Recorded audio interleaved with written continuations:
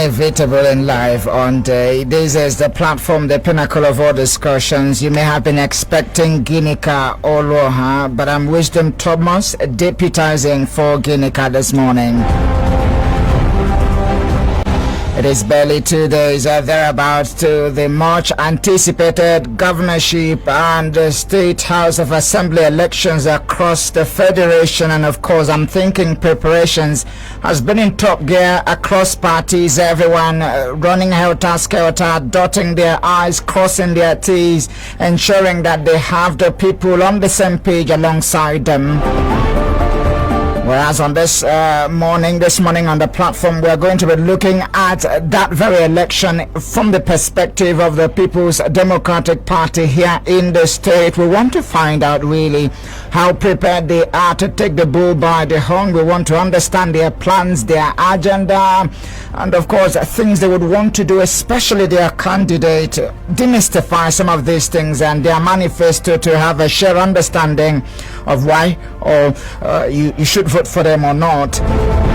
My name is Wisdom Thomas once again, and I have with me here in the studio going to talk us through all of this, Elder Kenedy Onyema, who's a public affairs analyst. Good morning, good to have you in the studio. Good morning, Thomas. All right, good to be here too. Oh yeah. Now, how excited are you this morning, though? I'm very excited because I can foresee victory, and it excites me that come Saturday we'll be out dancing and celebrating because of the victory of our principal.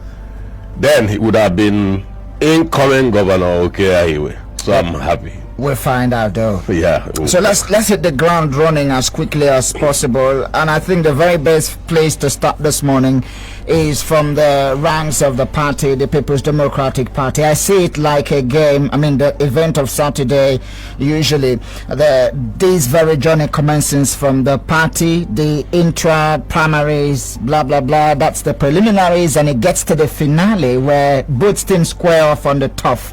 How are the People's Democratic Party ready? How prepared are they to be involved in that very electoral battle? Yeah, for the best of my knowledge, the party is a big party. It's a well-structured party. It's a highly cerebral and organized party with good leadership that knows their onions. Of course, they are poised to deliver. Everything I can tell you is in place, and a whole lot of consultations, a whole lot of engagements are going on even as we are here now. And being a party with track record of credibility and fairness and victory, I know they are not leaving any stone unturned to ensure that they cleaned that victory on Saturday. Arguably, they would be on their toes because it's going to be a fight to the finish, may go down to fine margins. But let's start from this very angle and talk about your candidate, Chief Okey Ahaiwe. He's the People's Democratic Party's candidate going into that gubernatorial election. For some, they know him quite well, but I'm thinking there are Abians who may not have little or no knowledge about him at the moment. Who is he from your perspective, having seen him and walked with him in touching distance? First of all, I don't think there's anybody in either state who do not know who those in the hinterlands Chief Okey Ahaiwe is now. No, as of today. Okay. I'm sure that our gospel, according to the abilities of Chief Okey Ahaiwe, has spread through all hinterlands, as we call it, through all the nooks and corners of either state.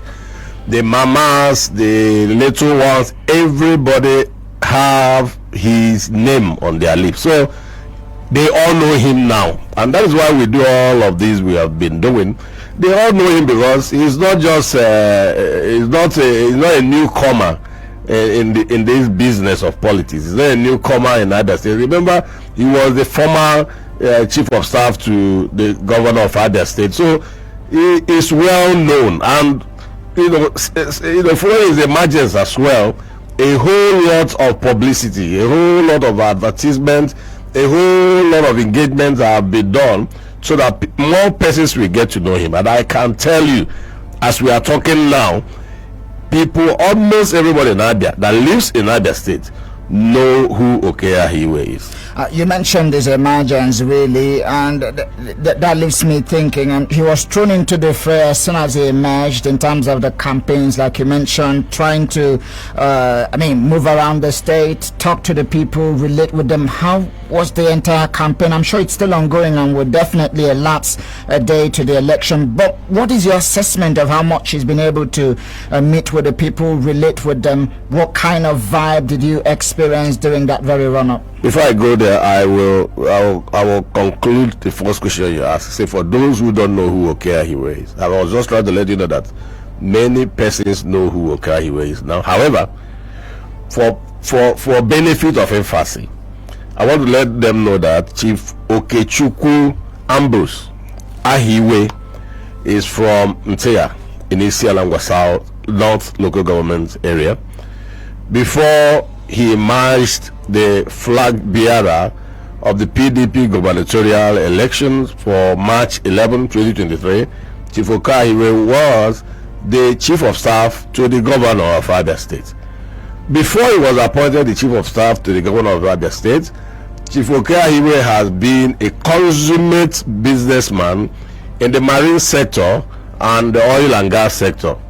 His business is domiciled in Rivers State, the oil-rich Rivers State, and for many years, Chief Okey Ahaiwe has been a very top player in that sector. He does different form of businesses related to marine transportation and the oil and gas sector, and he's well known. You sincerely knew him from that background, because I used to do a lot of things with his company while they are in Port Harcourt. So I knew him, I know his capacity, I know his capabilities. I transacted businesses with him. I can tell you for free that Chief Okey Ahaiwe is a huge and well-known businessman, very successful. He is way long successful than now. So he's not somebody who just met money yesterday. He's been successful and has been a very dependable benefactor to so many persons who I may not be able to mention. Now, Okey Ahaiwe has a track record of discipline and doggedness. Now, he attended secondary school in Nteya Grammar Secondary School, did 3 years or so, and went to technical school Ahaiwe Edembise. Now there he majored in building technology.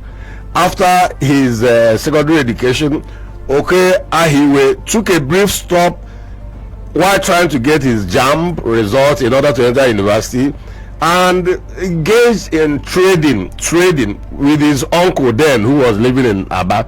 He actually traded and did the traditional losa that we used to know. In fact, Okey Ahaiwe at a point owned a shop in Ahaiwe. He got to a point where he would travel to Lagos, buy goods, come back to Aba, or move goods from Aba to Lagos. At the point, he was also into importation of wares and electronics. Safe to say he has touched virtually all spheres of human endeavor. He is an all-rounder, especially when it comes to business. He's an all-rounder because he has been there in the street. He has been there as a businessman, as a top-class businessman. He has been there as an administrator, giving his track record as the chief of staff to the governor. He's been there as a prudent manager of men and resources. He's been there as an accessible and compassionate leader. Okay. Of course, those who met him while he was chief of staff will lay credence to his disposition, his amiable disposition to everybody, and that is why immediately he emerged as a flag bearer. The ovation, if you remember, was very loud. People were happy, and that's why the jingle that he just played, as he said, "Ahaiwe where he's a good market. He's a good market. You don't need to price it. He's a good market. Is acceptable across the ranks, across the three senatorial." And that was experienced across his campaign trail. Yes, of course. If you are, even though we had a very short time to campaign owing to the death of our former principal, But the few, of course, you are aware he went around the 17 local government area of Abia State, and it was thunderous. The applause, the reception was overwhelming. Considering that he just emerged, his acceptance was unbelievable, unpredictable. So, indeed, we are home. We are cruising to victory with the candidates that we have. That's why most of us are not losing sleep, because we know we have a quality candidate. Across board, when you listen to other parties, they say our own candidate is the most competent. It's the same song for every of these parties. However, I don't know if that's the same song you are singing here. And why do you think is competent enough to manage the affairs of Abia State? Because it's a whole lot than not. I mean, it's not a day's job. It requires quite a lot of resources, knowledge, acumen, and all of that. In fairness, Abia is blessed. We have very great candidates. I must give them, give that to the system. We have great candidates, at their own right, who have also excelled in their areas of endeavor. However, there is a difference between, like we say in Igbo, Ebe and Ebe. And if it's not Panadol, it cannot be like Panadol, like one advert, says. Okay, you're already advertising on my program. You're going to pay for that. Okay has an edge over and above all these other candidates. Why? One, Okay has an hands-on experience of governance, having been close to the current governor for over 8 years. Even not just as before he became the chief of staff. Because of his closeness, they carved a cliche for him. It was called Friends of the Governor, because he was everywhere with the governor. He traveled with him. He was an unappointed a special assistant to the governor. He had learned the rudiments of governor. And of course, every state has its peculiarity, and this public service sector is not the same as private sector. Governance is not the same as banking. It's not the same. It cannot be the same. So Okay is well tutored in the art of governance. That is an advantage. Another advantage he has above and over other candidates is his accessibility. My brother, you must accept that you cannot advise somebody you don't have access to. You cannot help somebody you don't have access to. You cannot improve on the quality of persons you don't have access to. Chief Ahaiwe has history of accommodating everybody, regardless of class, regardless of social status, regardless of party. His friendship cuts across party line. That is why, since he emerged a candidate, some persons have left their previous parties to join PDP, because they have found in Ahaiwe a friend that is dependable, a friend that is worth canvassing for. That's another thing. His accessibility, his accommodating spirit. Another advantage also is that Ahaiwe is a grassrooter. Ahaiwe knows the nooks and corners of this state. Ahaiwe is down to earth. Ahaiwe is on ground. When you come to the traders in Aba, Ahaiwe was one of them. Did he become all these things as soon as he emerged the candidate of your party? No, has it been his demeanor over time? Sure, if you go to Facebook, you see a lot of testimonies about him. Those who knew him in Lagos said, look, let him not just hear that you are from Abia State or Igbo. He will pay a place for you to be eaten. He accommodated anybody that comes from this state. That's okay. That's the testimony people gave. I have given you my own testimony while I was in Port Harcourt.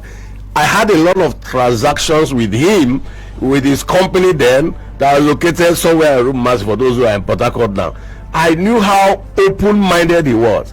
His office was a meeting point for everybody that lived in Port Harcourt that was in business. So another advantage, that Ahaiwe also has over other candidates who are vying for this position is humility. Ahaiwe is a very humble man, very, very humble man, and has no problem associating with anybody. And of course, that is why he is a good listener.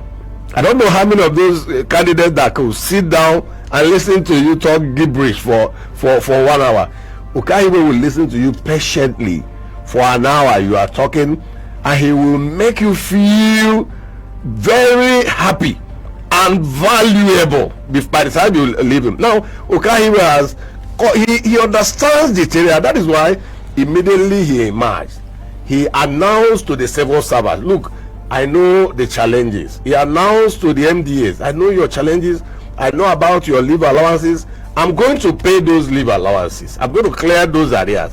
He told the pensioners, I understand the challenges in sustaining your payments regularly and gratuities. He said, as soon as I get in there, I'm going to clear your areas. He has said that, and they said, take him by my word. You know, I'm a simple man, and I will make sure every Abia prospers. And that is his mantra.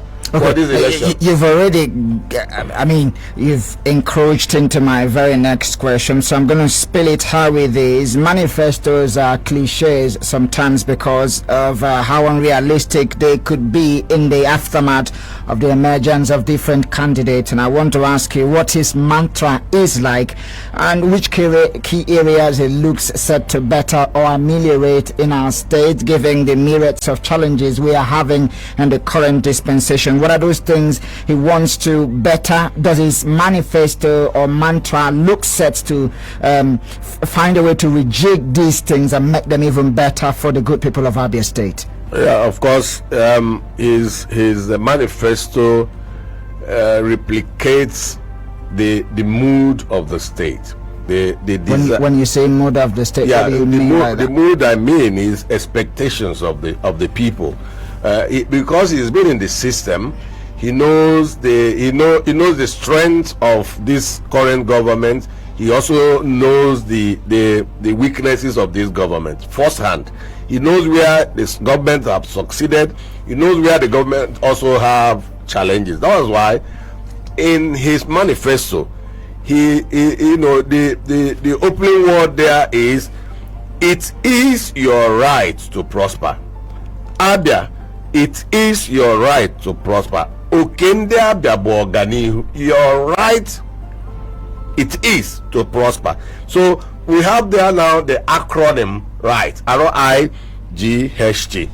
meaning R means rural development, agriculture and prosperity, to ensure holistic approach to growth and development. Then I means infrastructure that drives industrialization and wealth creation, including physical and digital assets. G means good governance for inclusivity and prosperity, to ensure we remain accountable and committed to Ndabia in all we do.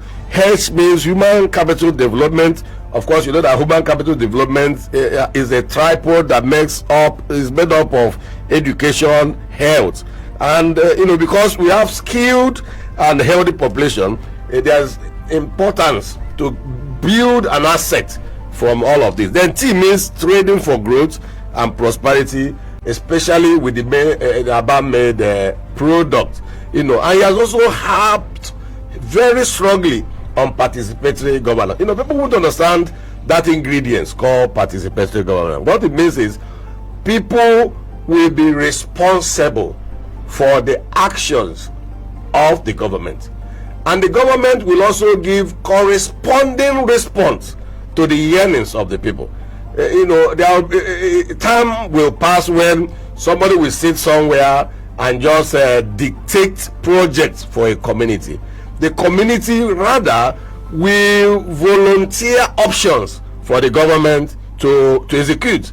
I said that it's going to be government indeed of the people. Of course, that's what democracy ought to be. I don't know how far we practice that. Chief Okey says my government is going to be government of the people, for the people, by the people. That's what it means. Inclusivity means. That is what participatory governance means. So these are the key pillars. We also have enablers. We have education. We have technological growth. We have infrastructure, good governance, human capital, all of this. Let's talk about this human capital development and education. It's one key that seemed, one area in the state that seemed to have been giving a backseat. Does it look set to do better in that aspect in terms of education, paying teachers as and when due, and ensuring that we do not get to the point where the licenses of these institutions in our state meant to service the people of Abia will be withdrawn from them? Would it get to that point? And how does he even look to address the challenges of our backlog of salaries? Does he have those things on his mind? Because that's what the people will want to hear. Now let me give you a good news. The good news, when it comes to salary, I know if not for a few gray areas, especially the civil servants, I know the salaries are very regular, right? As we are talking now, civil servants have received their salaries for this month, for February. Salaries comes regularly, except for some of the agencies, whom for one or two reasons have not been up to date with their salary. But Ahaiwe understands these challenges and their challenges, and he has said, I'm going to take them up head on to ensure that nobody is owed for any reason. First of all, once he gets in there, he's going to review a whole lot of things within, especially I'm talking about the agencies, to ensure that things are streamlined for better productivity. So he's mindful of that. Yesterday, I don't know, it was in the news, they met with the health,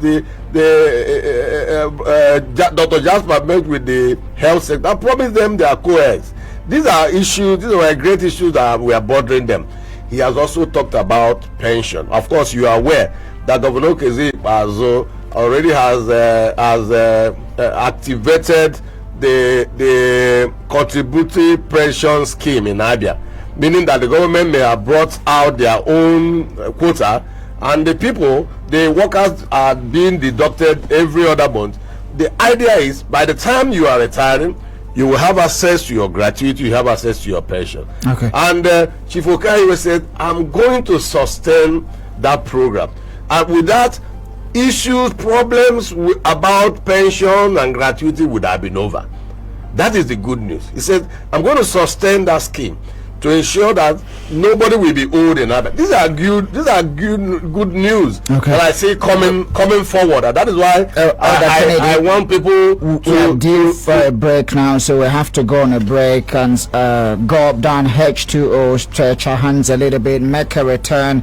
Of course, there are a lot more for us to explore on the program this morning, especially as it has to do with your party's candidate, Chief Okey Ahaiwe. We want to look at some of the things he has on board for the good people of Abia State. We'll go on a very short break. When we return, this conversation is going down the street. Stay with us. Thank you for staying with us. It is still the platform, the pinnacle of our discussions here on Flow 94.9 FM. And what do we do, especially during this period? We look at issues bordering on the society, politics, economy, education, otherwise everything that has to do with humanity, and we find a way to break them down for you to rightly so understand them. And on the platform this morning, we've been interrogating the People's Democratic Party's candidate, what his plan is for the people of Abia State, what it looks set to do differently if he eventually emerges as the governor of the state. And I've been speaking with Kenedy right here in the studio. He's of the People's Democratic Party. Good morning. Thank you for staying here and having not run away. Thank you. I'm still here. Oh yeah. So when you were reeling out the manifesto, you said it's right? Are yes, you? right. Yeah. So that's the core pillars, the 5 core pillars. You were, while you were trying to explain all that, you mentioned economic enablers. What are they really? Because we know that the state requires an upscale in terms of how much it churns out as internally generated revenue. So what is that all about? Yes, in addition to the core pillars represented by the acronym right in the sense that it is the right of Abians to prosper.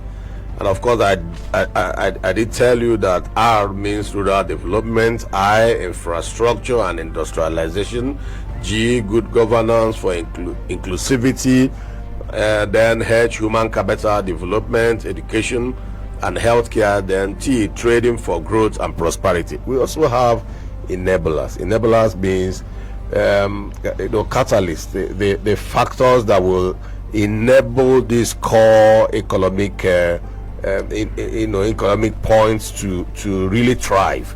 Then we have finance. Finance is central to prosperity. If you don't have resources, you can't grow your business, you can't increase your resources, you won't even prosper.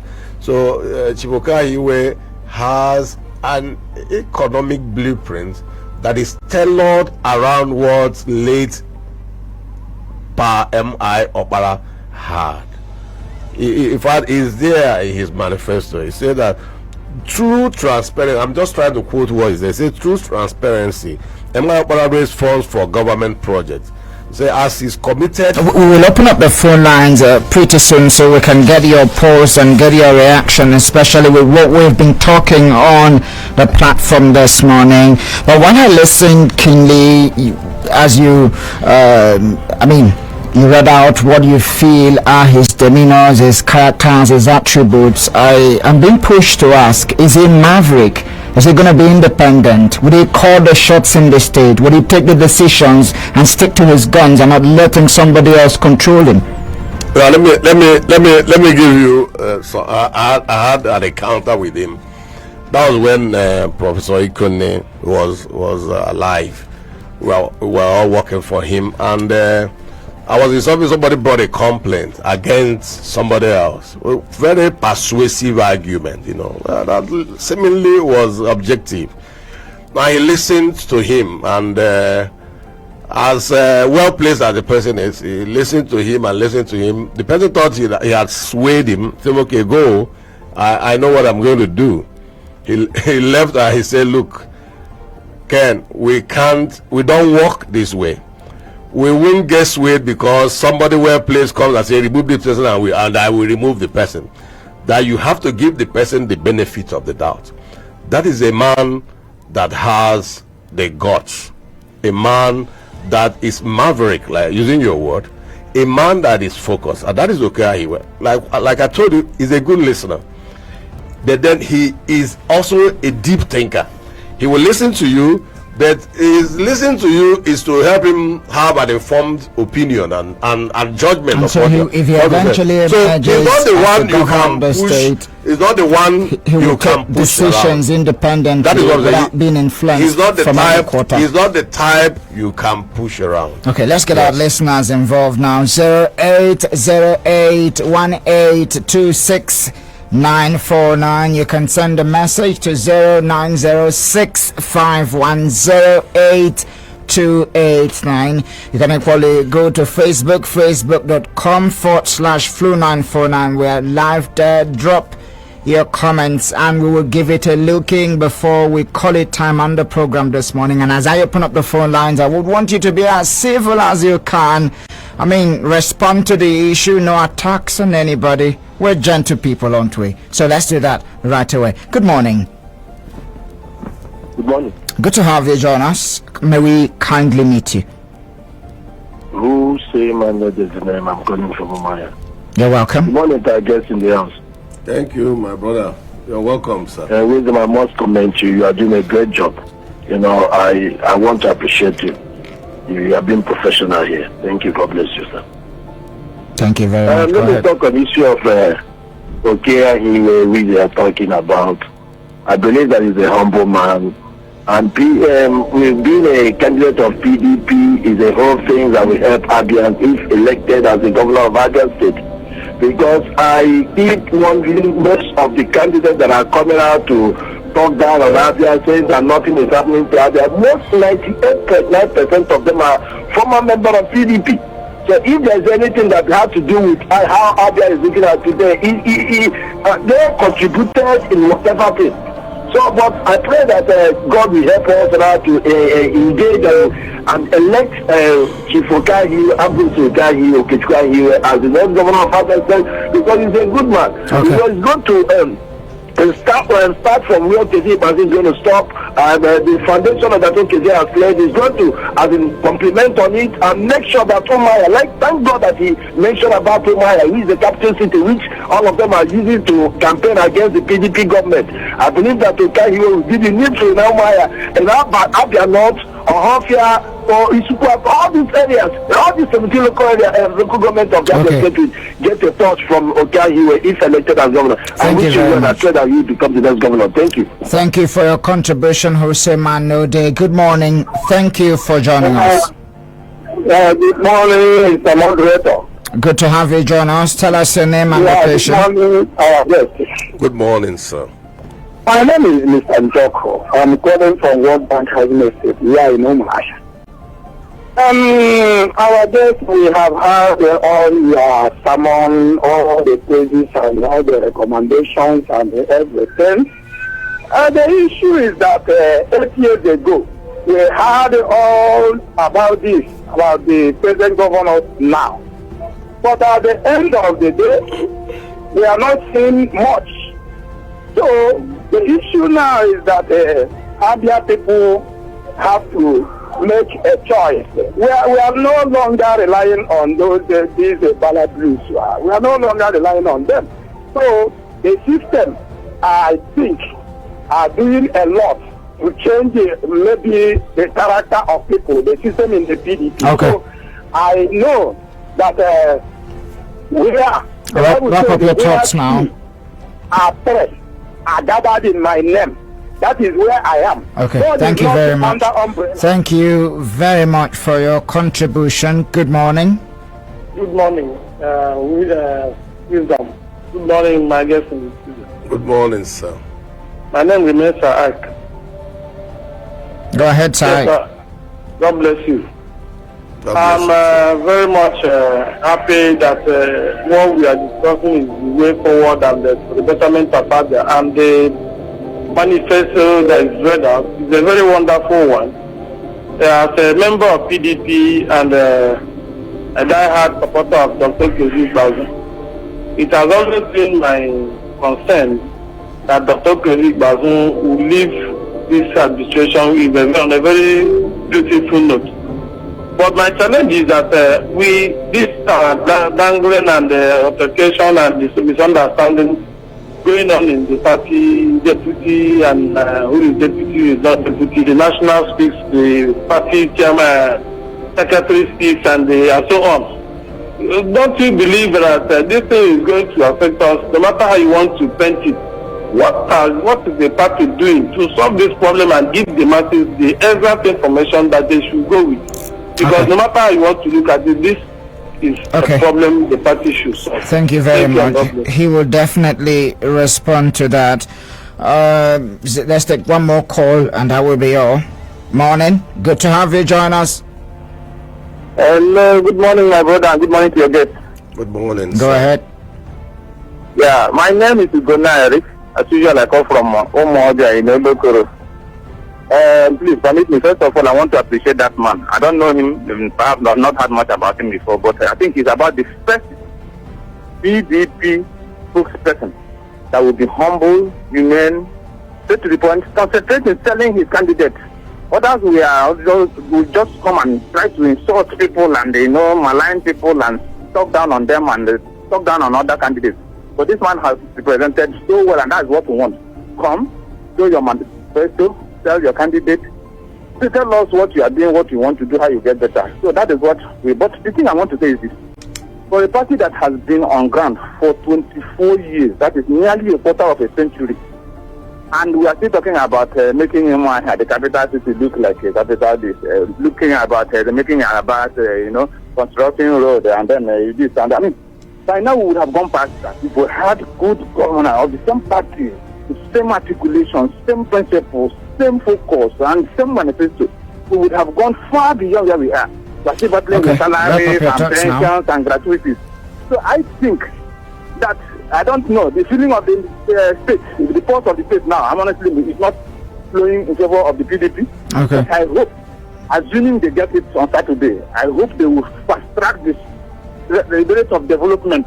That is, if they get it, they will help to fast track the speed of development in the state and change the narrative from every aspect, whether it has to do with salaries or security or making define the Thank you very much, Eric. Thank you very much. Thank you. Time is not our friend any longer. Quickly, 1 minute. You had their own assertions and what they responded to what we've been talking here this morning. Your final words going into that very poll. Yeah, last ditch effort to sell your candidate. Yeah, I appreciate the callers.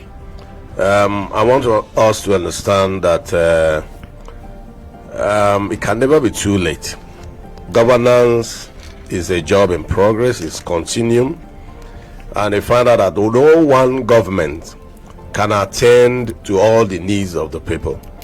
So is continuous. You come, you play your part, and I must tell you that every leadership in Abia, every leadership from Ojekalo to TA, they did their best.